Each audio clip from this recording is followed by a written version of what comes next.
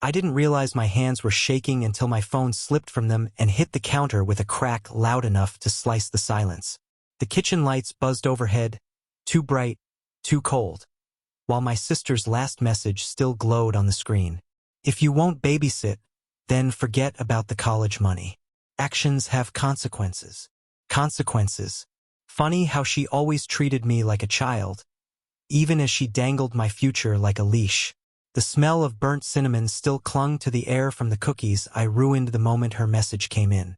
I had been trying, like an idiot, to make Christmas feel normal for myself. But the room suddenly felt small, as if the walls knew more than I did.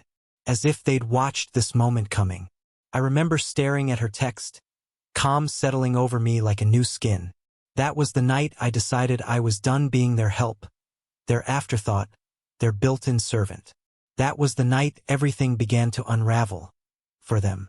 And I made sure they never saw the unraveling until it tightened around their throats. It's almost pathetic how far back I have to go to remember when my sister, Tessa, actually looked at me like I was a person and not a resource. I was 12 when she had her first kid, 16 when she had the second. And every year after that, she exported motherhood onto me. Christmas, Thanksgiving, birthdays, if there was a celebration, I wasn't invited to it. I was hired labor, except I wasn't paid. Family helps family, she'd say, smiling like she was doing me a favor. Back then, I believed her. I thought participating made me part of something. I didn't know the difference between being appreciated and being used. She did. She always knew. It didn't happen all at once. Betrayal rarely does. It drips. First, it was the nights she'd forget to come home on time. Then the weekends where she'd push her kids at me because she had important plans. She loved saying that. She made sure I heard the implication every time. My plans weren't important. But the real betrayal came last Christmas. They were all in the living room. My parents, my cousins, the whole smug assembly. Laughing around the tree while I sat in the hallway with a crying toddler in my lap. I could hear the muffled clink of glasses. The inside jokes. The plans for future vacations I wouldn't be invited to. And then Tessa said it. She didn't know I was listening. Honestly, she should thank me. I'm basically giving her purpose. Purpose. Like I was furniture with emotions. That was the exact second something inside me went steel hard. I didn't cry. I didn't shout. I just went quiet. And when I go quiet, I think. The change didn't happen with a scream. It happened with a list. A list of everything they'd taken, time, holidays, sleep, freedom, respect, and the promise. Oh, the promise of money for college. My college fund wasn't charity. It was something my grandmother left me before she died. Money meant for me, not for Tessa to weaponize. But Tessa had convinced my parents she should manage it, since I was too young to make smart decisions. I was 17, and they believed her. When she threatened to withhold what wasn't hers, the betrayal solidified into something crystalline and sharp.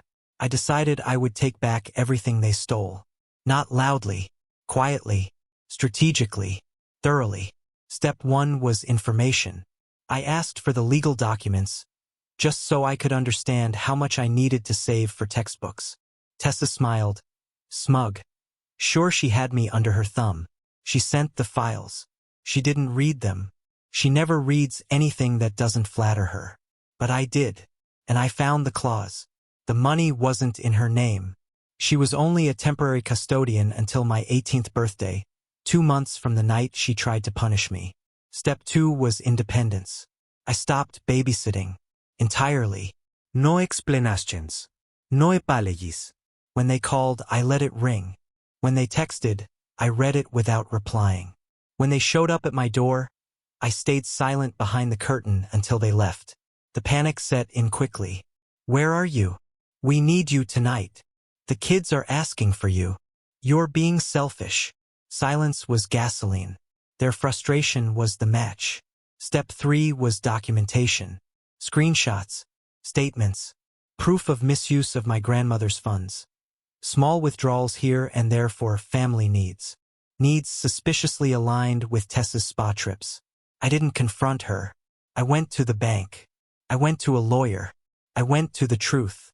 By the time my birthday came, my money was transferred into an account she couldn't touch, and a polite letter, Very official, very cold.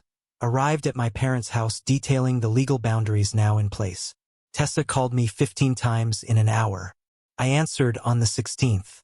She stormed into my apartment the next morning, still wearing entitlement like perfume. "How dare you go behind my back?" she demanded. I stayed seated, calm, almost bored. "It was never your back," I said. "Just my money. You tricked me." No, y correcte. "I finally stopped letting you trick me." She opened her mouth, but I slid the folder across the table toward her.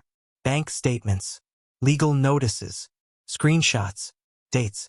Every drop of evidence aligned in a neat, devastating row. Her face collapsed in slow motion. "You could ruin us," she whispered. "I won't," I said. "Not unless you force me to." For the first time in her life, she understood I wasn't the one trapped. She was. I haven't seen them since. No holiday calls. No guilt lasted demands. No children shoved into my arms with false gratitude. The silence I once feared now feels like oxygen. Some nights I sit in my quiet kitchen, the same one where her text once shook me, and let the peace settle in my bones. People think revenge is about destruction. They're wrong. The sweetest revenge is reclamation. Taking back the things you should have never lost.